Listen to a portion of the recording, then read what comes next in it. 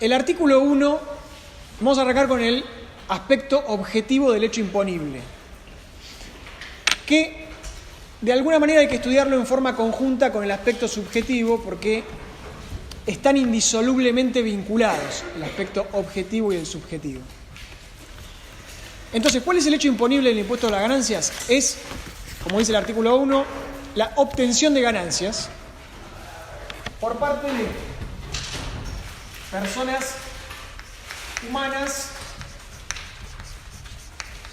y sucesiones indivisas,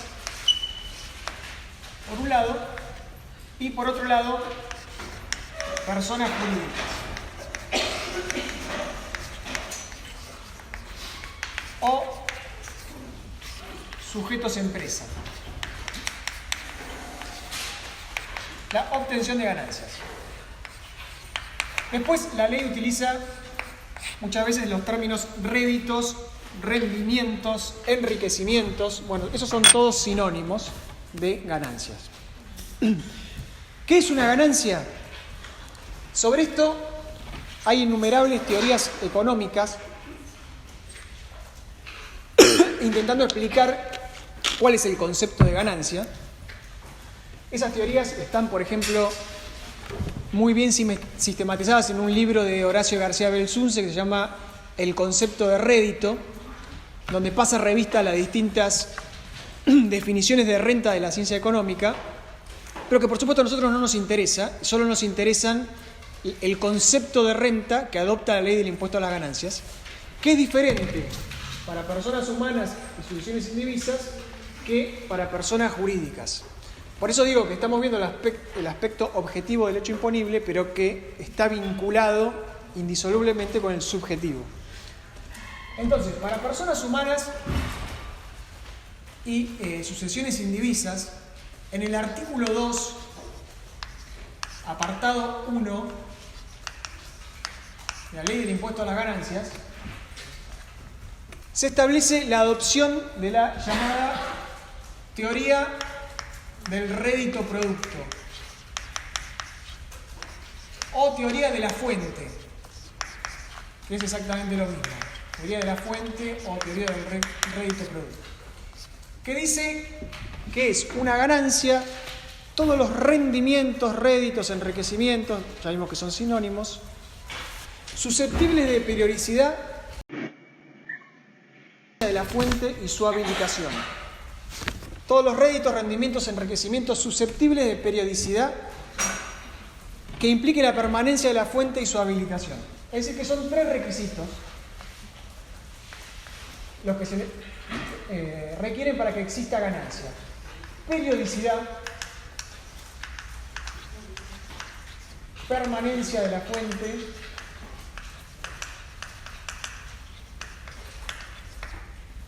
y habilitación.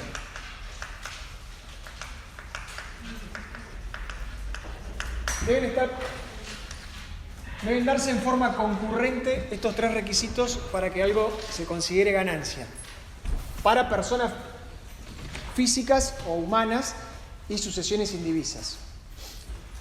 Bueno, periodicidad, ¿qué implica? Implica la reiteración de actos no accidental, es una reiteración de actos dirigidos a la obtención de la renta.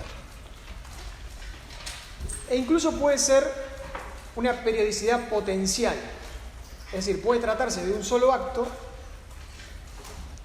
pero que lleve íncita la posibilidad de reiteración. Eso es periodicidad.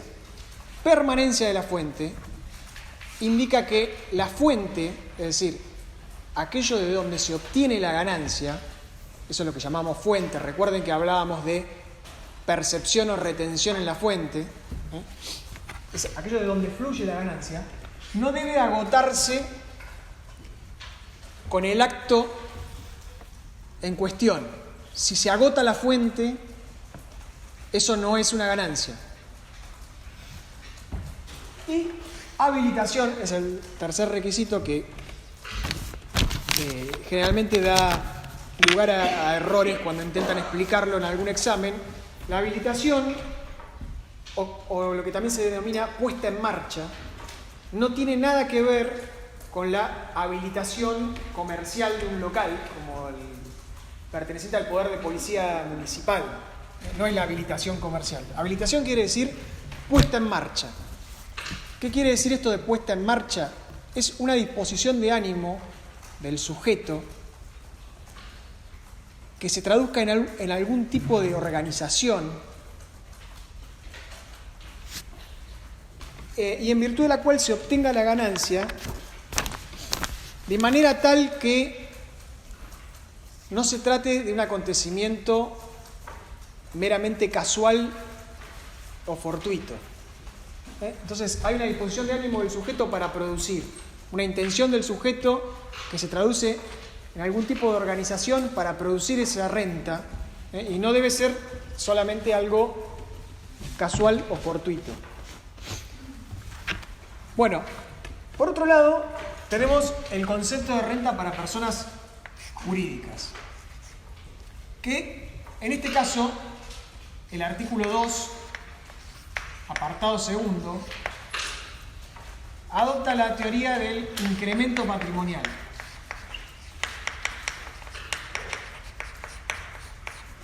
Incremento patrimonial.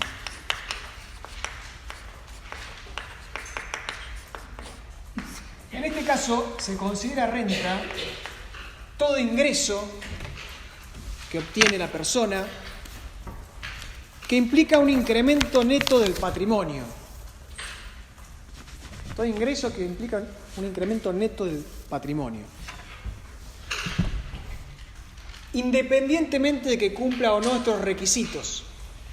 Por eso el artículo 2, apartado segundo, dice cumplan o no con los requisitos del artículo anterior.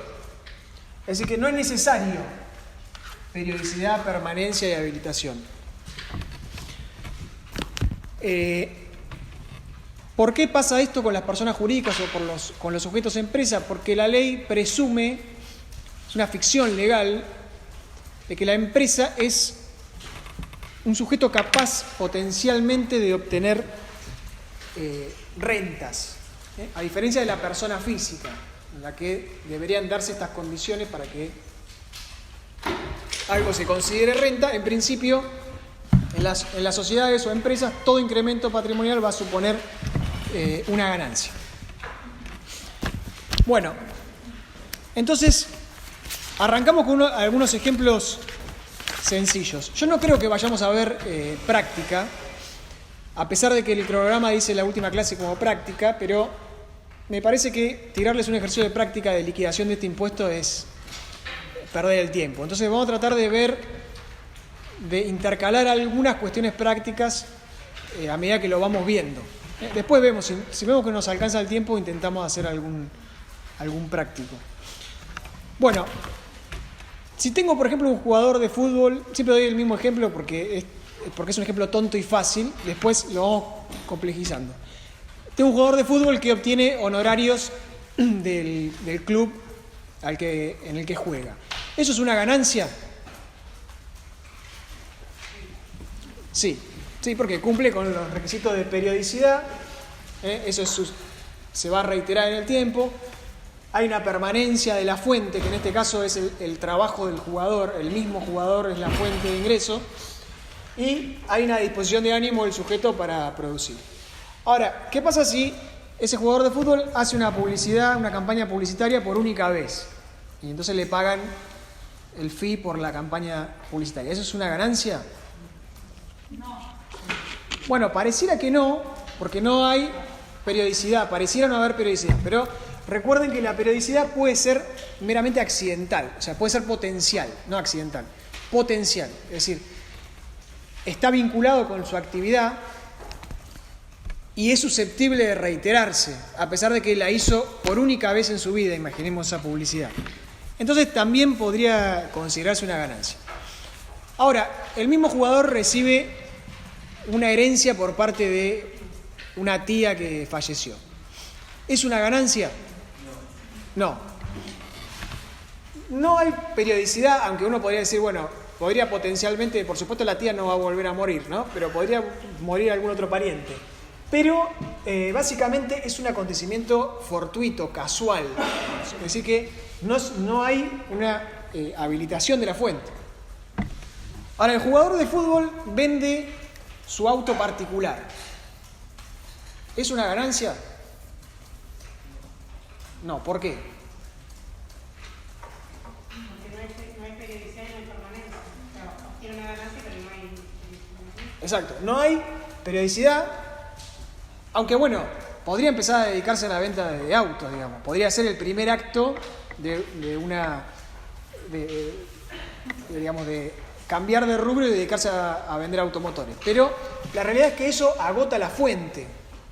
El auto, una vez que se vendió, ya no...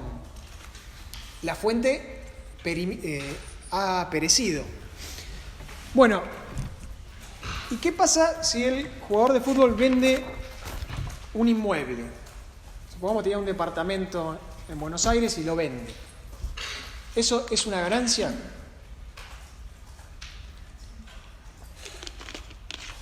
Sí, ¿por qué? Es exactamente lo mismo que el anterior, pero, en este caso,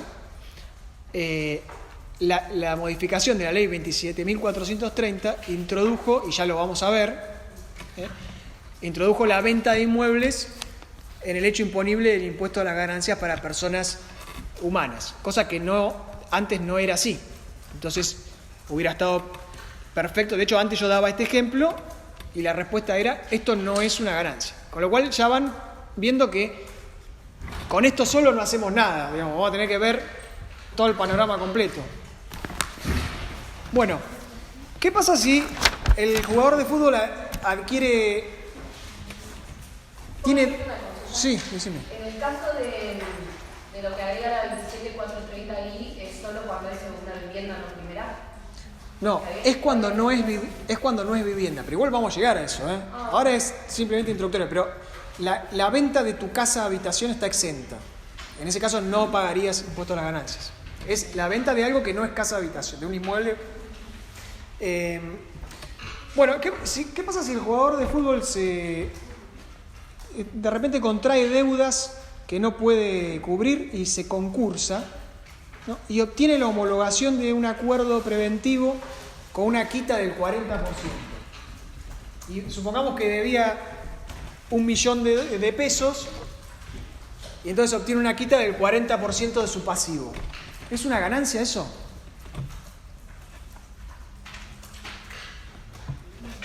No.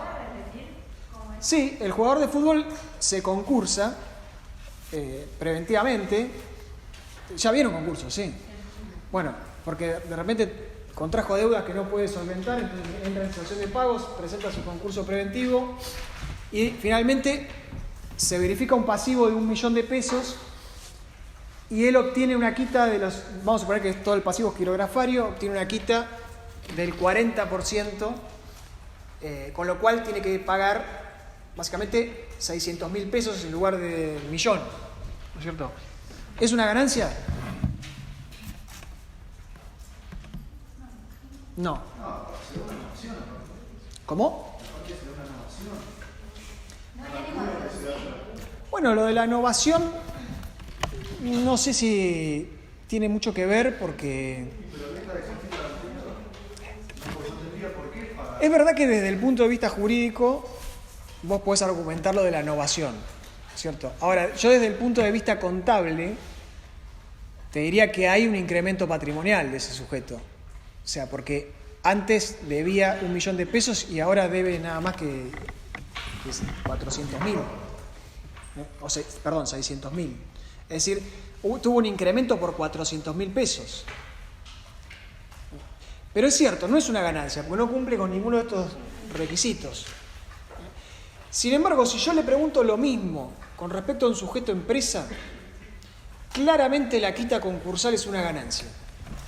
Porque independientemente del análisis jurídico que puedas hacer, que me parece perfecto, de en cuanto a si tiene efecto novatorio o no, incluso con respecto a las quitas concursales, se discutió si era un acto, en un momento se discutió si era un acto a título gratuito o no, porque estaban exentos los actos a título gratuito. Hoy en día ya, digamos, esa exención se eliminó, con lo cual claramente en un sujeto de empresa está grabado.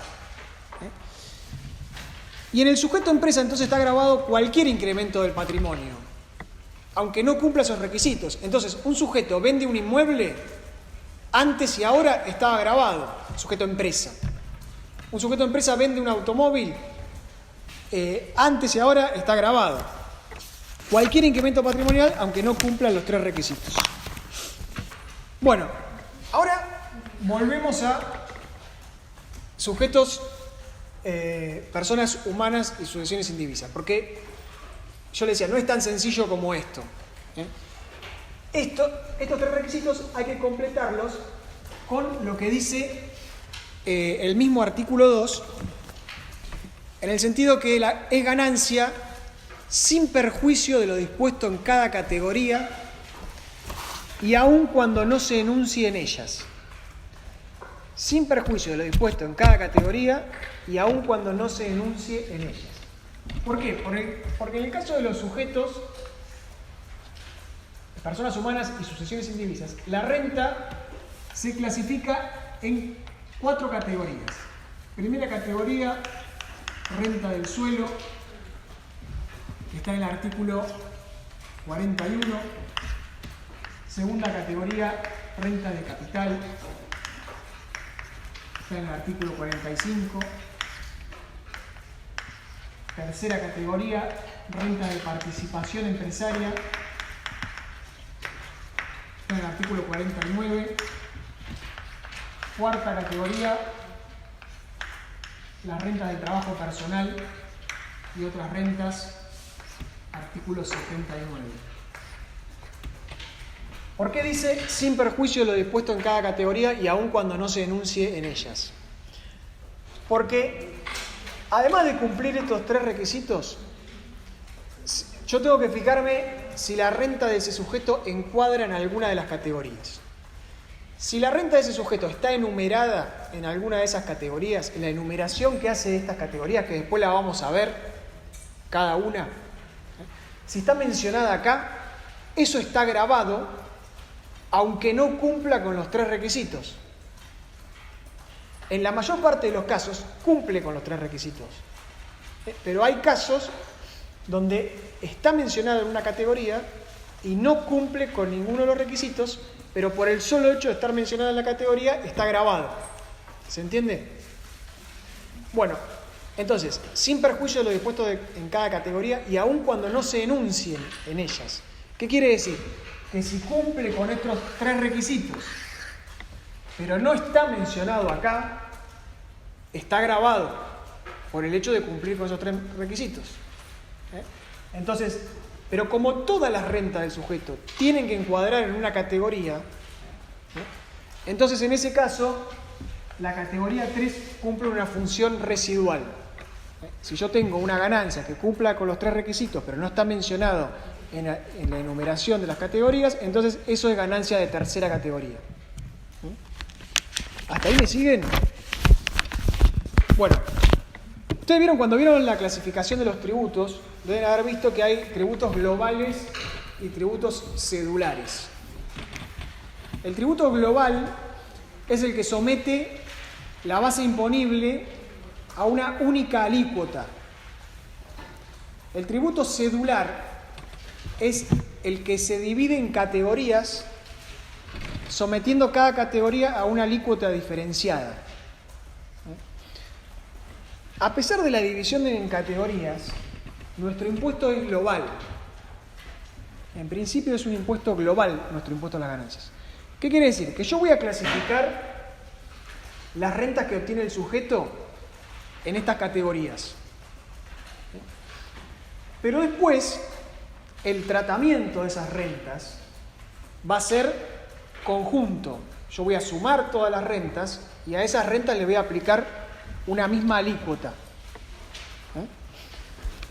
Aclaro que, porque esto parece una pavada, pero a mí me costó muchísimo entenderlo al principio, que no se trata de una clasificación de contribuyentes, Se trata del mismo contribuyente cuyas rentas se clasifican en categorías. No vayan a pensar que son distintos casos, digamos. La misma persona puede tener rentas de una, de otra, de todas. Bueno, y en principio todas están sometidas a una misma alícuota, que es, en el caso de las personas físicas y sucesiones indivisas, es un impuesto progresivo. La alícuota está establecida en el artículo 90, es una progresión por escalones. Después nos vamos a referir a la alícuota. Vamos a ver cómo es esa escala, cómo se construye la escala. Sí. Sí, que todas las rentas, digamos, después se van a sumar, las rentas de todos los sujetos, y se van a someter a una misma alícuota, por eso digo que es un impuesto global y no cedular, a una alícuota que es una alícuota progresiva, es una progresión por escalones, la que está establecida en el artículo 90. Que después vemos cómo es la escala, por ahora solamente lo estoy mencionando. Bueno, entonces, dos aclaraciones. No es un impuesto cedular, pero hay casos de impuesto cedular. Casos que además se han incrementado notablemente con la 27430, es decir, con la última ley de reforma del impuesto a las ganancias. Antes, ustedes iban a tener la venta de acciones, los resultados por venta de acciones y los resultados de juegos de azar. Esos eran los únicos casos de impuesto cedular, es decir, donde tenían una alícuota diferencial estos dos casos. Ahora tienen como 8 o 9 casos de impuestos cedulares, con lo cual está sustancialmente modificado la liquidación del tributo en relación a lo que van a encontrar ustedes en el libro. Bueno, pero entonces, si yo someto todas las rentas a una misma alícuota, en principio, sacando los casos cedulares, ¿para qué divido en categorías? Bueno, el sentido de la división de categorías es porque si bien después las voy a sumar todas y les voy a aplicar la misma alícuota, existen, y esto se los adelanto, pero después lo van a entender más adelante, existen distintos tipos de imputación de la renta al periodo fiscal según cada categoría. Es decir, cada categoría tiene un sistema diferente de imputación de la renta al periodo fiscal. Hay sistemas distintos de imputación de quebrantos, de compensación de quebrantos, perdón. También lo van a entender más adelante. Y además existen distintas deducciones según cada categoría.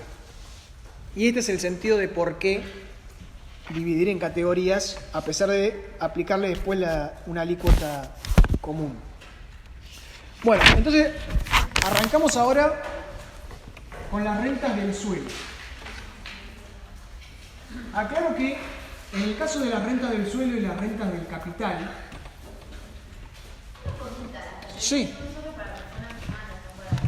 Está bien que eso igual lo iba a explicar más adelante, pero ya está bueno que les quede aclarado. Las personas jurídicas, los sujetos de empresa, solo obtienen rentas de tercera categoría. Es decir, sus rentas son exclusivamente de tercera categoría, por el solo hecho de ser sujetos empresa. En cambio, una persona física puede obtener renta de cualquiera de las categorías. Bueno, entonces, las dos primeras categorías son aquellas donde la ganancia se deriva del mero capital, de la tenencia o propiedad de bienes. En el primer caso son inmuebles y en el segundo caso capital mobiliario. Pero no hay una participación activa del sujeto en la obtención de la ganancia. No hay una participación activa del sujeto en la obtención de la ganancia. En cambio, en la tercera categoría y en la cuarta ya hay una mayor preponderancia, especialmente en la cuarta, del trabajo de la persona. De hecho, la cuarta es directamente rentas derivadas del trabajo.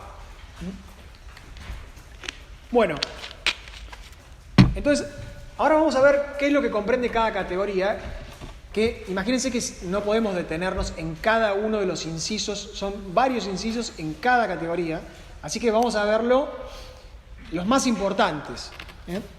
Algunos van a quedar afuera inevitablemente. Bueno, el alquiler de inmuebles rurales o urbanos. El producido de él es el primer inciso de la categoría 1, renta del suelo. El producido del alquiler de inmuebles urbanos o rurales. Entonces ahí la persona física tiene un inmueble que alquila. Ese alquiler es un ingreso que es considerado ganancia. Fíjense que en este caso cumple perfectamente con los 3 requisitos. La fuente no se agota, es periódico y hay una disposición del sujeto a producir. Bueno, en cuanto al monto del alquiler, hay una modificación en esta nueva ley 27.430, porque antes el monto del alquiler no podía ser inferior a la base imponible de los tributos municipales, como el ABL. Pero ahora directamente la ley remite al valor de mercado. Es decir, que yo el alquiler que figure en el contrato tiene que ser el valor de mercado, salvo la prueba en contrario. Yo podría demostrar que hay alguna particularidad por la cual puedo cobrar un alquiler por debajo del valor de mercado. Y si no se ajusta al valor de mercado, la AFIP puede impugnar ese valor. Bueno, en segundo lugar se refiere, dentro de la categoría 1, a la contraprestación por derechos de usufructo, uso, habitación, anticresis, y en la ley 27.430 ha agregado la superficie.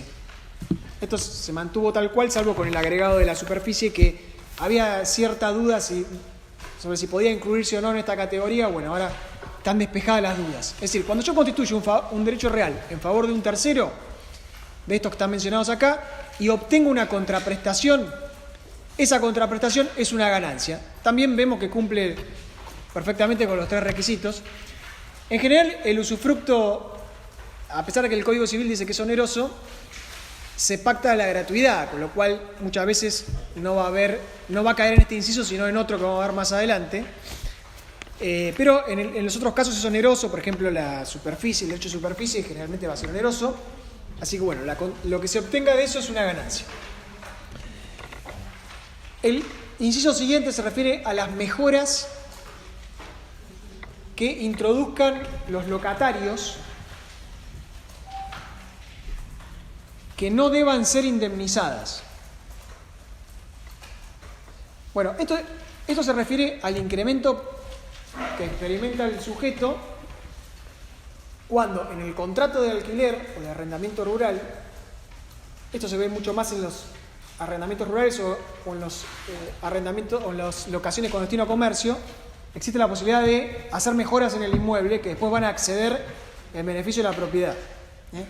En ese caso hay un aumento de valor que es una ganancia, salvo que deba ser indemnizada, porque si el propietario le tiene que indemnizar al inquilino el valor de las mejoras, entonces hay una neutralización de valores que determina que no exista ganancia. Pero en el caso de que no deban ser indemnizadas, es una ganancia. Bueno, por la misma razón, es una ganancia el impuesto inmobiliario u otros impuestos que el inquilino tiene que pagar, y este es el inciso siguiente, los tributos que toma a su cargo el inquilino, porque esto incrementa el precio del alquiler. Entonces, además del alquiler, que está grabado por inciso 1 o el inciso A, por inciso D, que creo que es el inciso digamos, esos impuestos que el inquilino paga también son una ganancia. Bueno, después tienen los incisos F y G. Por ahí nos salteamos alguno del medio, pero no muy importante. El F y G son las que se llaman rentas psíquicas. No sé por qué, francamente nunca encontré la explicación de por qué llamarle rentas psíquicas. En realidad son rentas presuntas, diría yo. Los dos casos. De psíquicas. Bueno, la doctrina la llama así, pero digamos, ya les digo, la ley no utiliza esta expresión. El valor locativo de inmuebles que ocupen los propietarios para recreo veraneo. El valor locativo de inmuebles ocupados por los propietarios, por sus propietarios, para recreo, lujo o veraneo. Es decir, en este caso es el de la persona que tiene un inmueble que es su vivienda, pero además tiene otro inmueble y que lo ocupa circunstancialmente en alguna fecha del año para veraneo. Es decir, el tipo que tiene una casita en Montehermoso. Eso genera una ganancia presunta que está dado por el monto del alquiler que le hubiera pagado un tercero. Pero en realidad no lo está alquilando. Por eso es una renta presunta, porque no lo está alquilando. Si lo estuviera alquilando realmente en el verano, si lo alquila alguien, eso entra en el inciso A. Sí, seguimos en la categoría 1, todo es categoría 1, pero entraría en el inciso A, alquiler de inmueble. En este caso es una renta presunta, que es cuando el mismo propietario ocupa su inmueble de recreo o veraneo. Tiene que contabilizar un importe como ganancia, por eso. ¿En qué se basa para fijar ese valor locativo? ¿Por qué? ¿En qué se basa? Bueno, porque en realidad la explicación que dan es un poco atravesada, pero primero porque es una renta presunta, o sea, básicamente. Pero ¿por qué la presunción? Porque si vos le cobraras un alquiler a ese tercero, pero después se lo perdonaras, es decir, si después le donaras el importe, esa donación que vos le hacés no la podés deducir. Entonces, esta es la explicación doctrinaria de por qué, digamos, no digo que esté de acuerdo con eso, pero si no, vos pondrías en peor situación al que le donó el importe del alquiler que al que nunca se lo cobró. Entonces, bueno, y además básicamente porque implica la tenencia de un bien que podría generar un ingreso. Si vos no lo alquilaste, bueno, igual paga. ¿Se puede probar que no lo alquilaste porque no pudiste? No, porque digamos... No, es que justamente si vos lo alquilás, no tenés que pagar por este inciso. Si no lo alquilás, o pagás por uno o pagás por otro. Es una presunción iuris et de iure, es decir, no hay ninguna forma de demostrar. Sí, pero digamos, todo lo que vos tengas por demás de tu vivienda va a ser considerado de lujo, recreo, veraneo. Pero bienes personales es otro impuesto. Acá no se paga por el valor del inmueble, se paga por la renta de ese inmueble. Puede que sea injusto o no, pero digamos, lo cierto es que también por otro lado, digamos, vos le estás grabando a la persona que realmente lo alquila, ¿cierto? La persona que realmente lo alquila obtiene un ingreso por eso. Bueno, vos no obtenés un ingreso, pero sí te estás ahorrando de pagar una casa de veraneo. Entonces, de alguna manera, hay una ganancia del sujeto. Presunta, digamos, igual no quiero defender yo la norma, pero la norma dice eso, o sea, básicamente es eso. Bueno, y el inciso G grava también, se van a escandalizar con esto, porque grava los inmuebles cedidos gratuitamente a terceros, como si yo se los alquilara. Si yo le cedo un inmueble gratuitamente a un tercero, tengo que pagar por él una especie de alquiler presunto, es decir, lo que me hubiera pagado ese tercero por esa ocupación. Bueno, está exento expresamente en el artículo 20, que es el que establece todas las exenciones. Las exenciones, les aclaro, no las vamos a ver porque nos llevaría muchísimo tiempo ver cada una de las exenciones. Entonces voy a ir mencionando algunas exenciones importantes a medida que vamos viendo todo el resto de los aspectos de la ley. Esta es una exención que vale la pena tener presente. Está exenta la casa habitación del contribuyente. Es decir, la casa habitación del contribuyente no genera una renta presunta como sí lo genera la vivienda adicional, no la vivienda, sino el inmueble adicional de recreo veraneo. Bueno. Sí.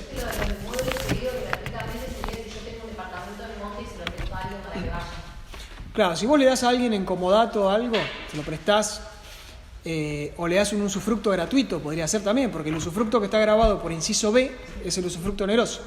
Si se lo das en comodato o un usufructo gratuito, la ley te va a presumir que vos obtenés un ingreso.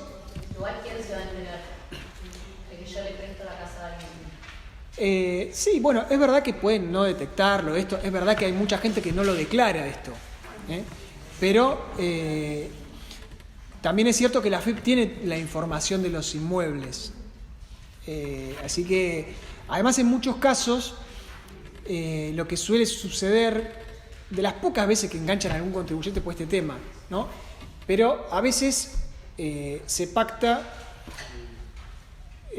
con algún contrato comercial para evitar pagar el IVA, sobre todo, de un contrato comercial, se celebra un comodato, para no celebrar un alquiler, se celebra un comodato. Y entonces la AFIP le hace una inspección al tipo que está en el comercio y muestra el comodato, y entonces ahí se dan cuenta de que en realidad no están pagando ganancias por un alquiler. Pero bueno, sí, puede ser que no lo detecten tranquilamente y puede ser que haya gente que no lo... Perdón, no me equivoco de tema. ¿No pasa en el campo, cuando vos tenés tierra ociosa, hay una presunción? No. Porque aparte de lo del campo, ya es otra cosa, porque además, digamos, ganancia, está bueno que me hables del campo porque es un error común también. Si yo te digo que una persona obtiene renta de cosechas, ¿no? Por la explotación agropecuaria, suelen ubicarlo en los exámenes, por ahí suelen ubicarlo como renta de primera categoría. Claramente eso no es renta de primera categoría, porque no estoy hablando de una actividad del sujeto. Solo es renta de primera categoría, yo tengo un campo y lo arriendo. Pero si yo tengo una explotación agropecuaria, eso no, eso es una empresa unipersonal, que entra como categoría 3. Sí. Eso sería rentas de empresas unipersonales, la explotación agropecuaria. Lo otro, el alquiler del campo, está en... Pero entonces eso no genera ninguna renta presunta. Bueno, segunda categoría, entonces, rentas de capital. Acá entra en esta categoría, en el inciso A, todo lo que sea consecuencia de la colocación de capital.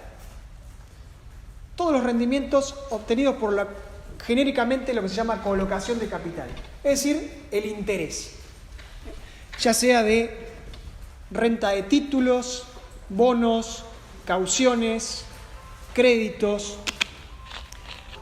En definitiva, eso, colocación de capital que genera un rendimiento, que es básicamente el interés, que es la retribución por el uso del dinero ajeno. Bueno, este interés es lo que está grabado en el impuesto a la ganancia. Que acá hubo una modificación fundamental, y eso probablemente por ahí lo habrán escuchado, de que con esta modificación se empieza a grabar la renta financiera. Después lo vamos a ver con mucho más detalle, pero anticipo, la mayor parte de los intereses, es decir, lo que se llama renta financiera, o parte de lo que se llama renta financiera, estaban exentos. El artículo 20, dentro de las exenciones, contemplaba los intereses de plazo fijo, caja de ahorro y toda otra serie de instrumentos financieros. Hoy en día la exención de la renta financiera quedó muy acotada porque solo quedó exento los intereses de caja de ahorro y cuentas especiales de ahorro. Es decir, que además tienen un rendimiento muy bajo. Todo el resto de los intereses de títulos, bonos y demás están grabados. Pero hoy en día eso es un impuesto cedular. Entonces, hágale un circulito a este inciso porque después lo vamos a ver de vuelta, porque está mencionado en la categoría 2, en el inciso A, pero además es renta cedular. Es decir, que se le va a aplicar una alícuota diferente y no se va a sumar al resto de la renta del sujeto.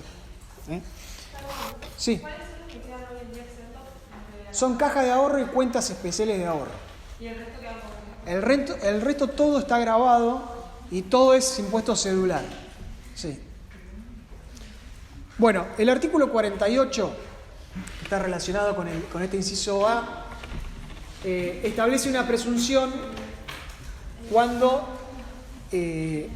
no se estableció el interés en una deuda o se estableció un interés por debajo de un determinado valor, que el interés no es menor, la presunción es que los intereses no son menores que lo que establece el Banco de la Nación Argentina para descuentos comerciales.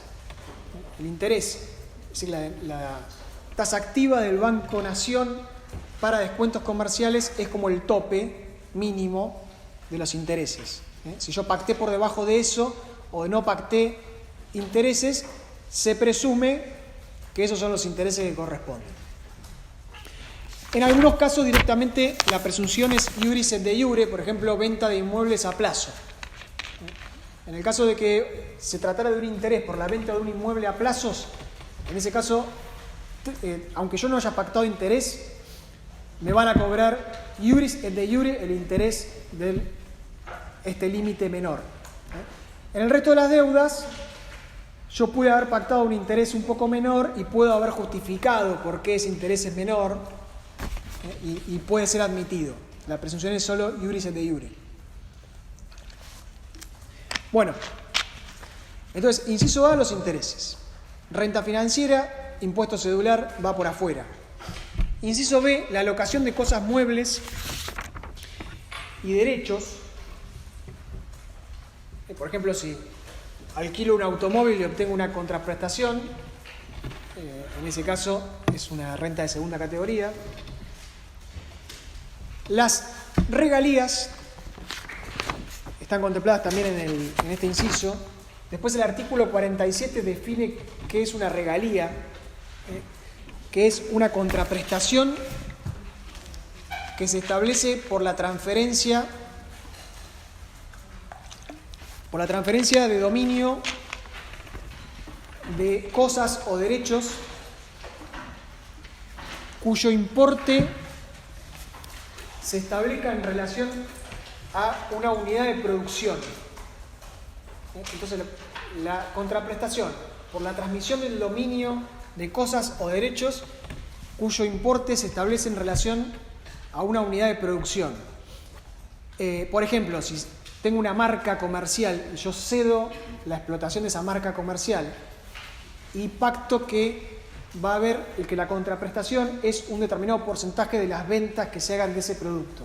Bueno, eso sería lo que se conoce como regalía para el impuesto a las ganancias, es renta de segunda. Bueno, después, menciona las rentas vitalicias, eso no la podemos pasar por alto. Las sumas que se perciban por obligaciones de no hacer o de no ejercicio de una actividad. Cuando se pactan obligaciones de no hacer, cuando se pacta una contraprestación por una obligación de no hacer o de no ejercicio de una actividad. Por ejemplo, que yo recibo un importe de dinero por no ejercer actividad en competencia con otra persona. Entonces, en compensación con no ejercer esa actividad, me recibo un importe de dinero. Esto es una renta de segunda categoría. Está mencionado como renta de segunda categoría. Y esto es un ejemplo, uno de los ejemplos que hay de renta que no cumple con los tres requisitos y sin embargo está mencionada en una categoría y por eso está grabada. No cumple con los tres requisitos porque justamente estoy dejando de ejercer actividad. Es decir, estoy agotando la fuente. Y sin embargo, está grabado. Traten de anotarse cuáles son los ejemplos donde no se cumple, porque muchas veces se pregunta eso. Mencione algún ejemplo donde está grabado por estar mencionado en la categoría, pero que no cumple con la teoría de la fuente. Bueno, este sería un caso. Otro caso sería, por ejemplo, el inciso H, que es la transferencia definitiva de derechos de llave, marcas o patentes de invención y similares. Acá no es la cesión del uso de una marca, sino que es la transferencia definitiva de la marca o la transferencia definitiva de una patente de invención. Es decir, no le estoy licenciando la marca o licenciando la patente, sino que se la estoy transfiriendo en forma definitiva. Es decir, no cumple con los requisitos porque se agota la fuente, pero está grabado por estar mencionado. Bueno, el inciso I, los dividendos. Eso es todo un tema aparte, el de los dividendos. Los dividendos y utilidades. ¿Por qué menciona en forma separada dividendos y utilidades? Porque dividendos son los de sociedades anónimas, utilidades el resto de las sociedades. Estos dividendos que percibe una persona física son renta de segunda categoría, pero además son impuesto cedular, ahora con la ley 27430. Y ahí hubo una innovación también muy grande en materia de dividendos, que después vamos a ver. Así que déjenlo aparte como impuesto cedular. También el inciso K. Nos salteamos algunos en el medio. Ya digo, no son importantes y si no, no terminamos más. La enajenación de acciones y demás valores, incluidos cuotas parte de fondo común de inversión, es decir, son acciones, otros títulos de valores, cuotas partes de fondos comunes de inversión, certificado de participación cuando es fideicomiso financiero, otros derechos sobre fideicomisos. Si cedo un derecho sobre un fideicomiso, por ejemplo, yo soy fiduciante beneficiario en un fideicomiso inmobiliario, cedo mi participación, cedo mi derecho, y recibo una contraprestación, eso es renta de segunda. Y acá también está la transferencia de inmuebles, mencionada como renta de segunda. Bueno, todo eso que acabo de mencionar, que además tampoco cumple con los requisitos de periodicidad, permanencia y habilitación, porque en todos los casos se agota la fuente. Estoy vendiendo mis acciones, estoy vendiendo mi certificado de participación, estoy vendiendo mi inmueble. Todo eso es otro impuesto cedular diferente que fue incorporado por esta reforma. Entonces no se van a sumar al resto de las rentas. Bueno, rentas de tercera categoría. Hasta ahí, ¿cómo van? Sí, espantados, me imagino. Espantados. Pero lo que me interesa saber es si se entiende.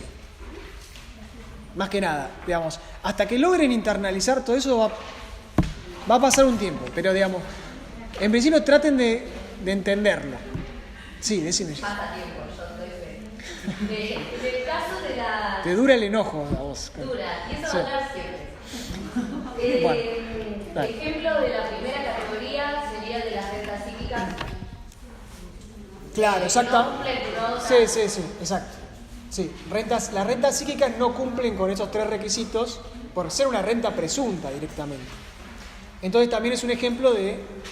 Está grabado porque está mencionado, si no, no estaría grabado. Bueno, la tercera categoría, renta de participación empresaria. Ahí hay una particularidad porque la ley, en la enumeración que hace de las distintas rentas, sigue un sistema subjetivo, a diferencia de lo que vimos hasta ahora, que seguía un sistema objetivo. ¿Por qué un sistema objetivo y subjetivo? Porque acá me estaba diciendo qué rentas están incluidas, y acá arranca diciendo que son las obtenidas por determinados sujetos. Entonces, arranca definiéndolas con un criterio subjetivo. ¿Y qué dice? Que son las obtenidas por los sujetos del artículo 69, inciso A, inciso B. Esto ya, fíjense que en el cuadro yo ya lo ubico acá abajo, porque son rentas de tercera, pero no obtenidas por personas humanas, sino que son rentas de tercera obtenidas por los sujetos del inciso A y del inciso B. Que esto después lo vamos a ver en detalle, pero les anticipo, estas son las sociedades de capital y estos son los establecimientos estables o permanentes, ¿no? Establecimiento permanente.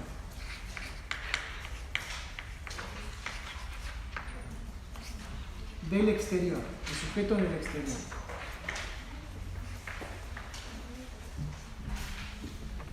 Bueno, entonces, las obtenidas por los sujetos del artículo 69, por otras sociedades, que estas son otras sociedades que no están en el artículo 69, inciso A, que son las sociedades de capital. Y después, por fideicomisos,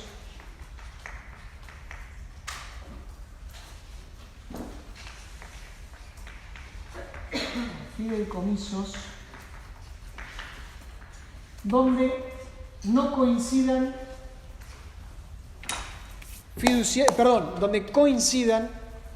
donde coincidan fiduciante y beneficiario. Y no me alcanza el lugar para anotarlo. Otro caso más son las empresas unipersonales. ¿Puedo repetir el último? Empresas unipersonales. Que esto de acá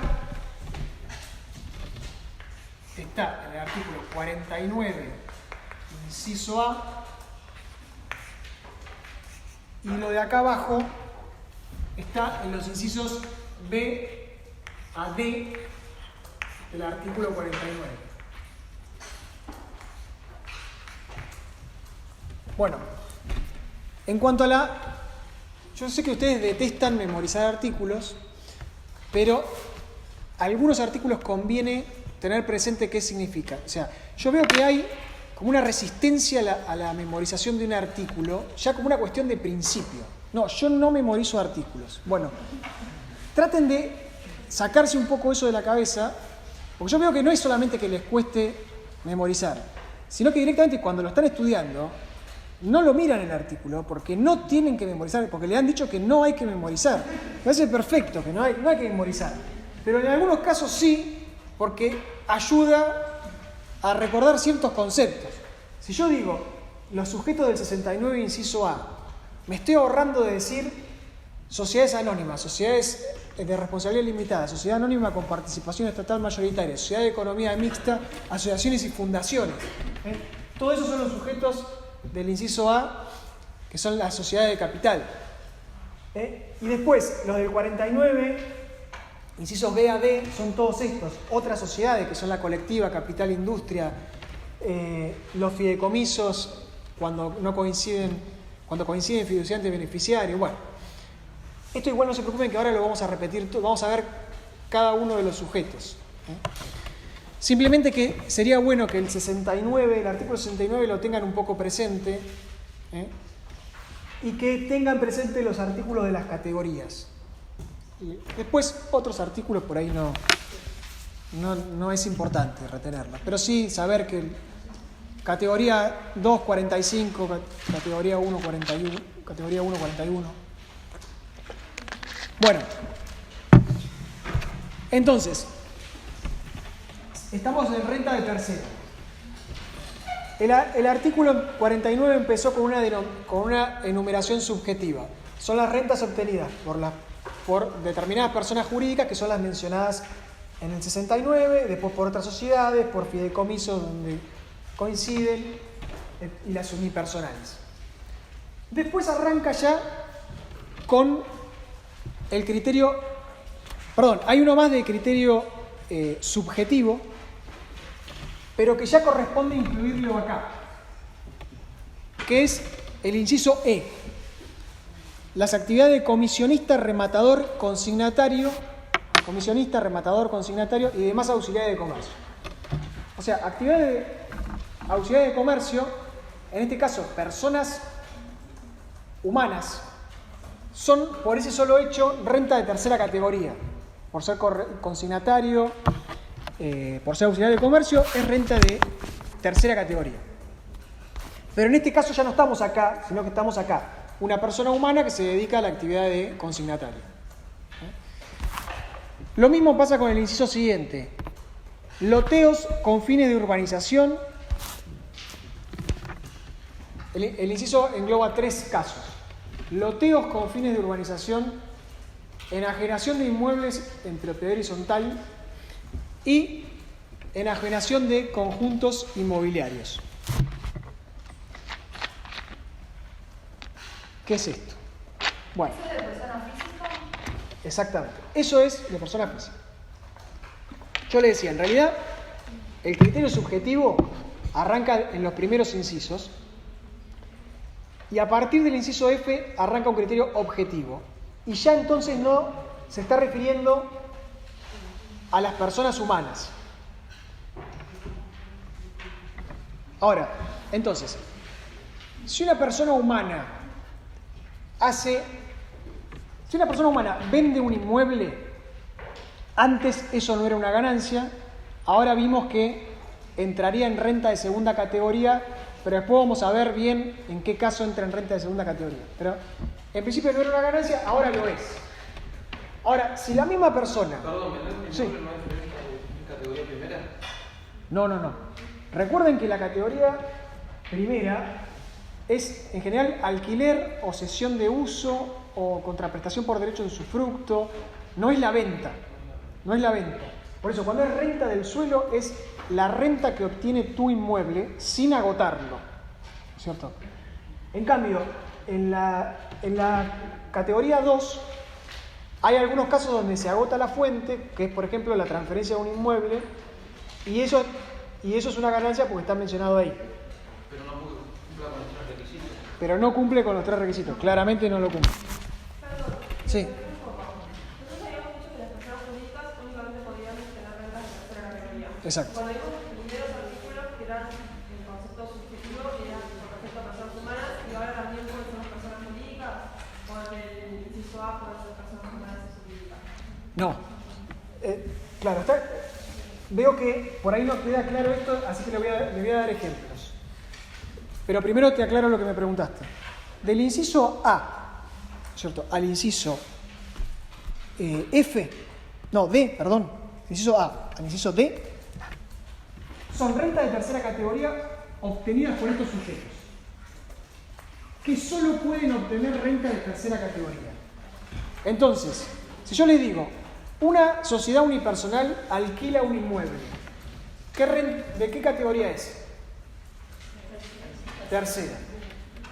Una sociedad unipersonal tiene un plazo fijo en el Banco de la Provincia de Buenos Aires y obtiene un interés. ¿Qué categoría es? Tercera. Exacto. Entonces, ahí es tercera por su condición subjetiva. Ahora, a partir del inciso F, arranca con un criterio objetivo. ¿Qué quiere decir? Que ya no se está refiriendo a esto. Ya no se está refiriendo a estos sujetos. Se está refiriendo a las personas humanas, que también pueden obtener renta de tercera categoría. Entonces,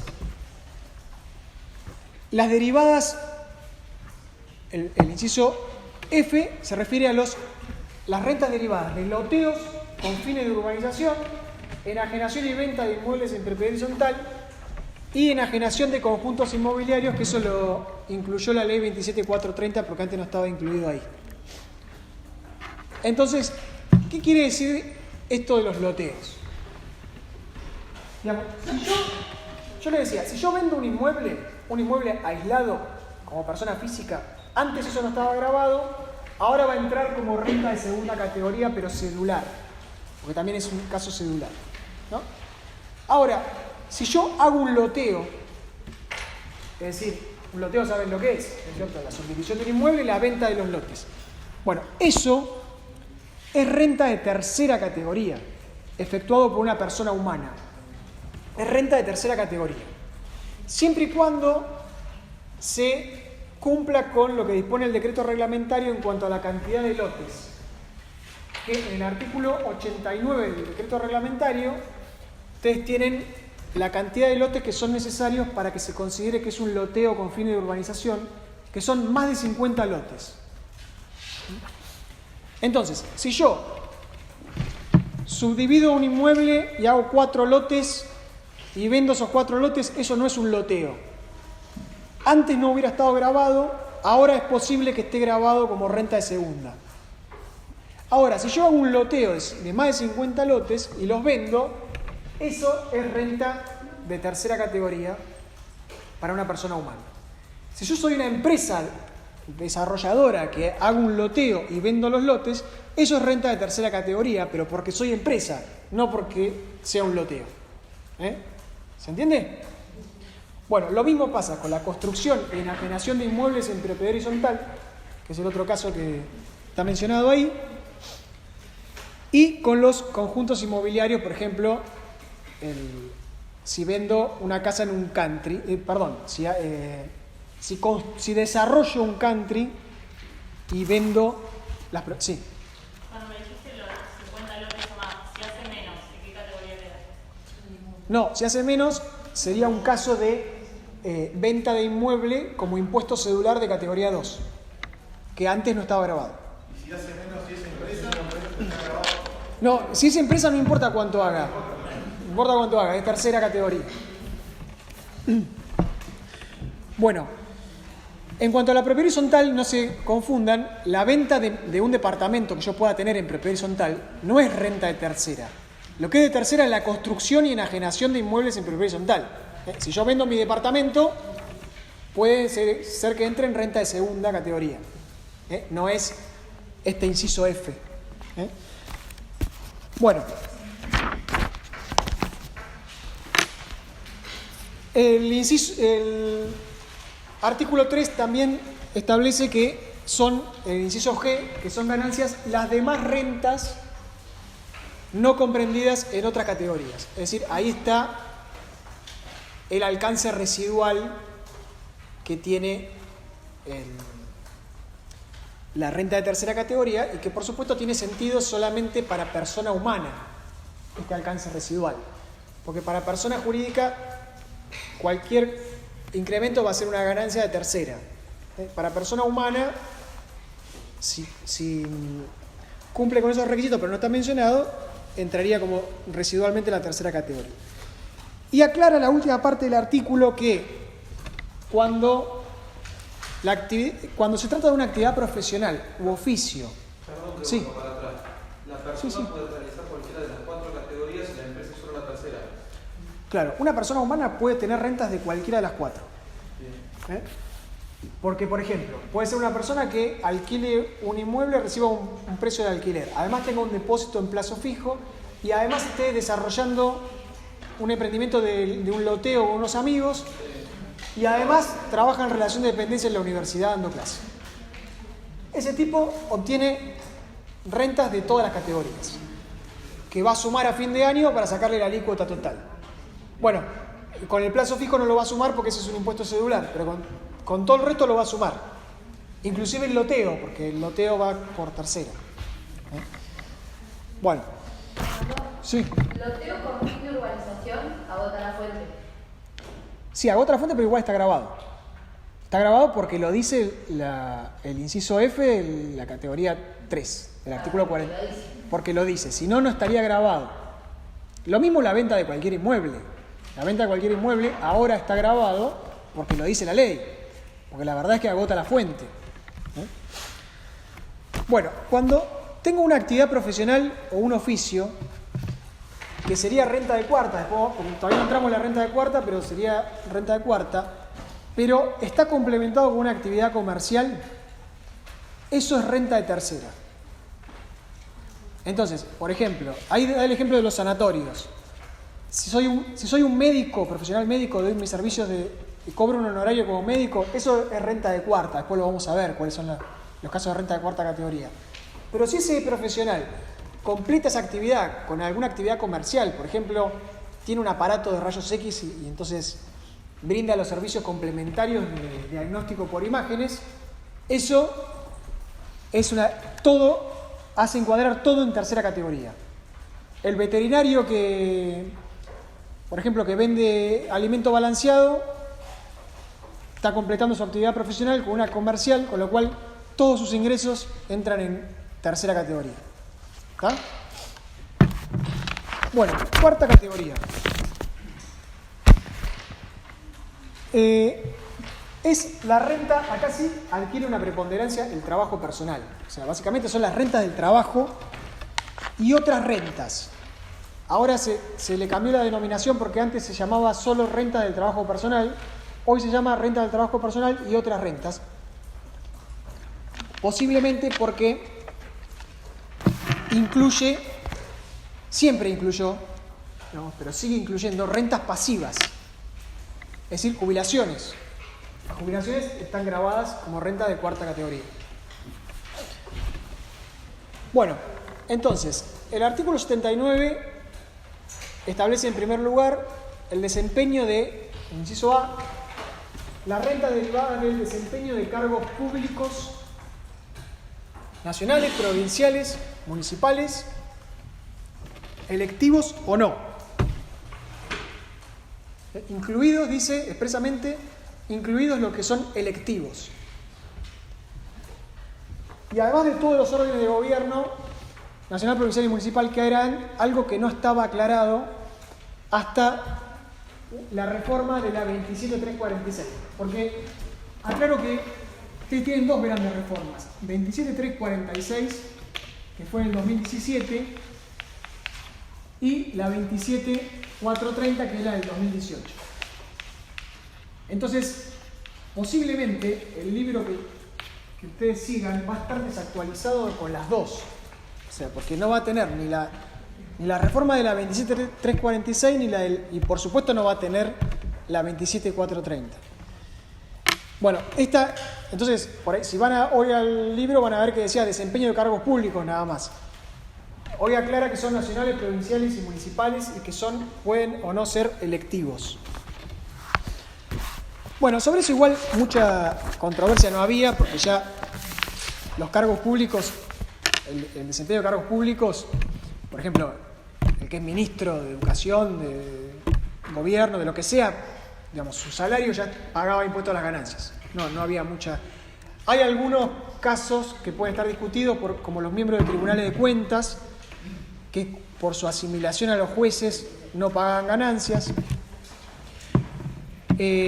Bueno, en el caso del Poder Legislativo, el Poder Legislativo paga ganancias, aunque en realidad ahí la controversia va a estar con respecto a la base de cálculo, porque hay muchos rubros de los legisladores que son no remuneratorios, y sobre eso no se calcula el impuesto a las ganancias. Pero bueno, yo no me quiero adentrar en eso porque tampoco es ya demasiado finito.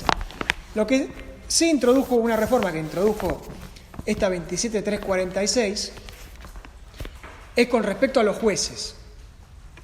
Con respecto a los jueces, ustedes saben que está el artículo 110 de la Constitución Nacional, que establece el principio de intangibilidad de las remuneraciones. Dice que la remuneración de los magistrados no puede ser disminuida en forma alguna, eso dice la Constitución. Ahora, ¿eso implica o no que se pueda gravar con el impuesto a las ganancias? Eso, es decir, el impuesto a las ganancias que recae sobre el salario de los magistrados implica una disminución de su remuneración. Bueno, esto en principio no había originado demasiada controversia porque estaban exentas. Expresamente la ley del impuesto a las ganancias eximía las remuneraciones de los magistrados. Hasta que una ley, en el año 95, eliminó la exención. Y automáticamente, por medio de una acordada, la 90 del 96, acordada número 90 del 96, la Corte Suprema de Justicia declaró la inconstitucionalidad del gravamen respecto de los magistrados. Con una acordada declaró la inconstitucionalidad. Es decir, no había un caso concreto. En principio, ustedes saben que el control de constitucionalidad requiere de un caso. Bueno, pero esto directamente por acordada dijeron que a los jueces no les corresponde pagar impuestos a las ganancias. Que podrá ser discutible o no, pero la misma situación se planteó en Estados Unidos. La Corte Suprema de Estados Unidos incluso le dio la razón a los jueces, aunque con la célebre disidencia de Oliver Wendell Holmes, ustedes saben, uno de los jueces más reconocidos de la Corte, que dijo que no tendrían por qué quedar al margen de una carga que se impone a todos los ciudadanos. Pero bueno, la cosa es que en nuestro país ni siquiera con un caso concreto, directamente con una acordada, dijeron que era inconstitucional, y entonces nunca se aplicó el gravamen a los jueces. Eso incluso motivó un pedido de juicio político a los miembros de la Corte de ese momento, que por supuesto quedó en la nada, ¿no es cierto? Finalmente, entonces, esta reforma que intenta solucionar una injusticia con una injusticia mayor todavía, porque dice que van a quedar grabados con el impuesto a las ganancias las remuneraciones de los miembros que ingresen al Poder Judicial a partir del 1 de enero del 2017, que fue el periodo de vigencia de la norma, la fecha de vigencia de la 27.346. Desde el punto de vista constitucional es una aberración, porque de todas formas tampoco fue una... No se le ocurrió al legislador argentino esto, porque fue el sistema que aplicaron incluso en Estados Unidos para solucionarlo. Desde el punto de vista, ya le digo, constitucional es una aberración, porque fuera de si es o no compatible el impuesto a la ganancia con el artículo 110, lo que está claro es que estoy violando el principio de igualdad. Voy a tener un mismo juez que va a pagar impuesto a la ganancia sentado al lado de un juez que no lo va a pagar. El principio del artículo 14 bis también de igual remuneración por igual tarea se va a ver alterado. Ahora, desde el punto de vista maquiavélico, es decir, desde el punto de vista de la eficacia de la solución, me parece perfecta. Por eso digo, ni siquiera se nos ocurrió a nosotros, se le ocurrió a los yanquis, porque entiende perfectamente cuál es la mentalidad corporativa de los jueces. O sea, los jueces pudieron salir a protestar y sacar directamente una acordada para declarar la inconstitucionalidad cuando le tocaba el bolsillo a ellos. Ahora, cuando le toca el bolsillo a los nuevos que van a entrar, y a mí no me importa. O sea, obviamente, nadie hizo absolutamente nada. Solo hay algunas medidas cautelares, algunas acciones declarativas de certeza promovidas por el Colegio de Magistrados para que quede claro qué significa nombramiento.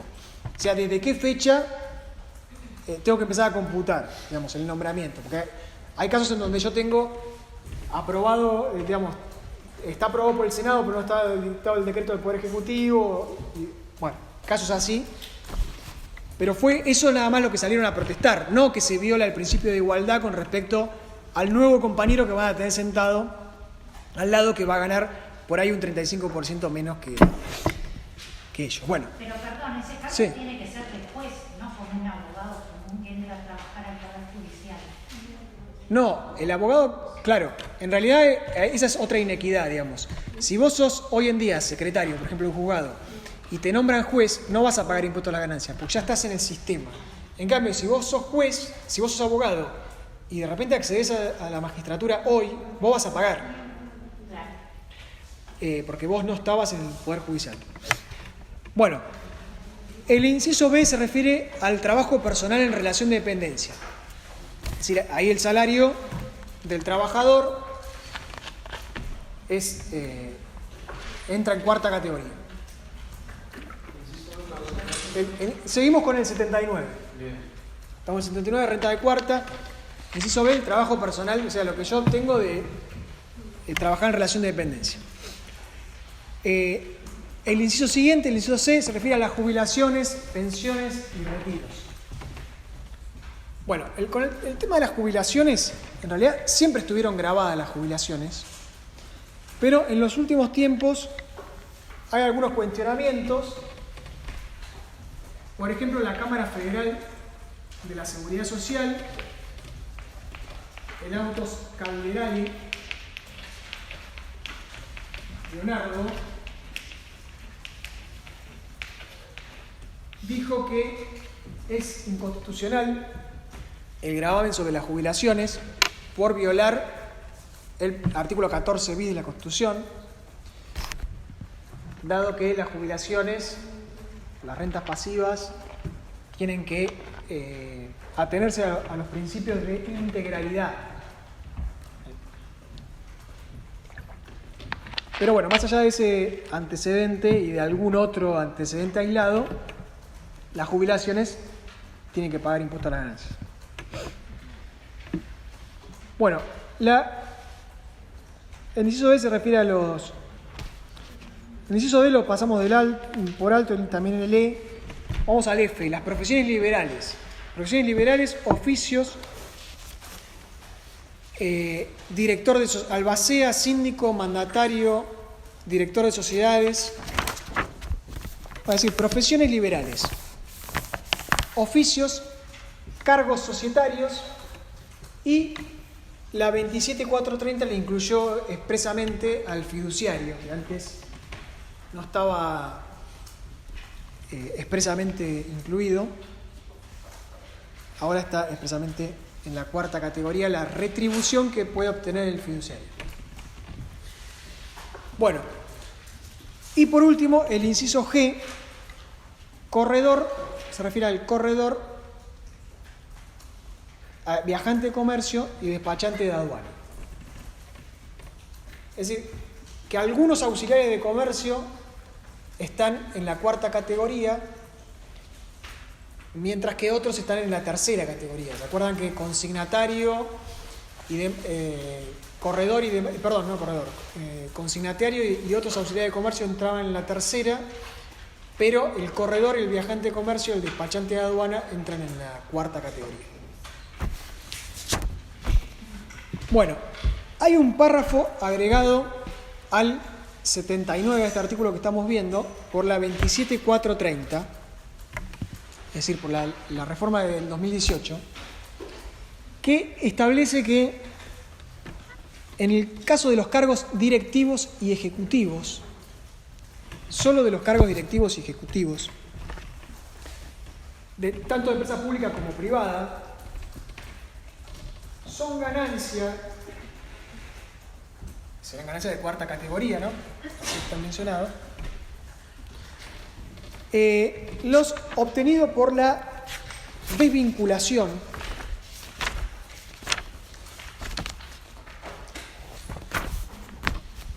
en cuanto exceda los mínimos previstos por la normativa laboral.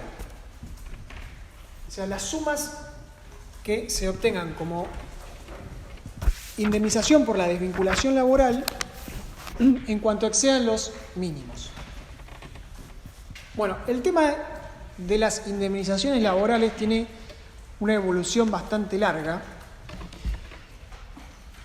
porque el artículo 20, inciso I, el artículo 20, inciso I del impuesto a las ganancias, eximía expresamente a las indemnizaciones por despido. La indemnización por antigüedad, es decir, no solo la antigüedad, sería porque dice. Pero sí, está buena pregunta porque podría. La FIP, de hecho, ha hecho alguna vez el planteo, pero hoy en día está claro que, digamos, todo es remunerativo.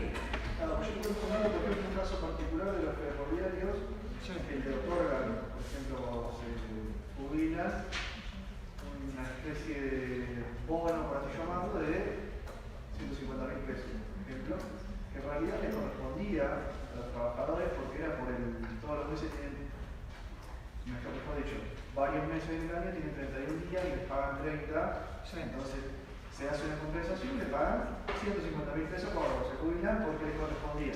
Sí. Esa suma quedaría entonces sujeta a impuesto de ganancias. Sí, en realidad no debería quedar ninguna, por lo que ahora vamos a ver. Sí. Pero, En el caso que explicó, sí. o sea, en el ejemplo ese de Bisotti, si tenés que cobrar la indemnización de 100.000 pesos y le pagan 500.000, Sí. ¿a partir de cuánto para? En lo que exceda de lo que dice Bisotti. ¿Y el ejemplo? Y lo que pasa es que tengo que sacar el 67% de 500. Digamos. ¿De 500? Claro, porque Bisotti, digamos, yo le pagan 500, pero. Le pagan 1 millón. ¿Cómo? Más fácil, le pagan. Bueno, 670.000. 670.000 es lo que dice Bisotti. Hasta ahí no pagaría nada. Hasta ahí no pagaría ganancias. En los 33, en los 300. Así le hayan tenido que dar 100.000. ¿Me entienden? ¿Cómo? La indemnización eran 100.000. Claro, exacto. Le dan 1 millón. Así. ¿No es hasta el 67 más de los 100.000? ¿67% de lo que debería haber cobrado? Bueno, depende de cómo calcule el Bisotti. Porque no es lo mismo Porque 167. no sé cómo les enseñaron a ustedes a hacer el cálculo de Bisotti. No recuerdo si eso 66,6%. Bueno, sí, pero ¿sobre qué lo hace?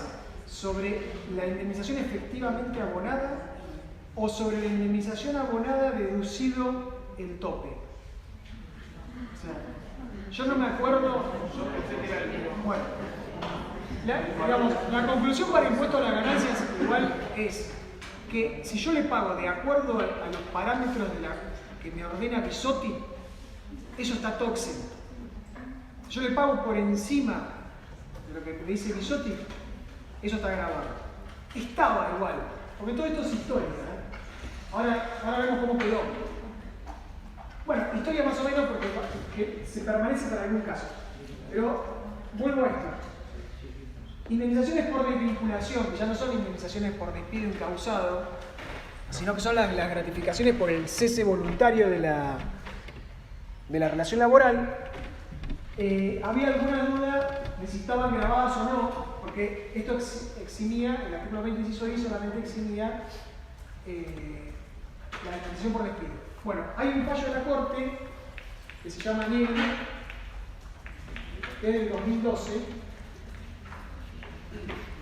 que expresamente dijo que, como debe ser, que esa indemnización no cumple con los requisitos de periodicidad, permanencia y habilitación, con lo cual nunca puede estar grabado. Como tampoco puede estar grabado esta otra indemnización, que no hacía ni falta eximir. Lo mismo dijo en otros fallos, que no es que tengan que estudiarlo ahora, simplemente menciono el despido por maternidad, creo que el fallo se llama Cuevas, la indemnización por maternidad ya no estaba expresamente exenta, sin embargo, el fallo Cuevas consideró que no tiene que tributar ganancias. Lo mismo Cuevas, perdón, me parece que de Lorenzo se llama el de maternidad, y Cuevas es una indemnización por estabilidad gremial. Ese tampoco está grabado. Bueno, en definitiva, el legislador en el proyecto de reforma de la 27430 se propuso eliminar la exención del artículo 20 inciso I. Pero eliminar la exención, ¿qué quiere decir? ¿Que va a estar grabada la indemnización por despido? No. Que en realidad está receptando la doctrina de la Corte. O sea, elimino la exención porque no tiene ningún sentido considerarla exenta porque es un supuesto no alcanzado. ¿Me siguen? Sin embargo, en diputados se introdujo una modificación al proyecto originario y ahora quedó redactado como está. La exención se eliminó y se agrega como ganancia en el artículo 79 el de los cargos directivos y ejecutivos cuando excedan los parámetros mínimos de la ley laboral. Entonces, hoy en día, si yo le pago por encima de los parámetros mínimos a cualquier trabajador, está exento. No exento, está no alcanzado.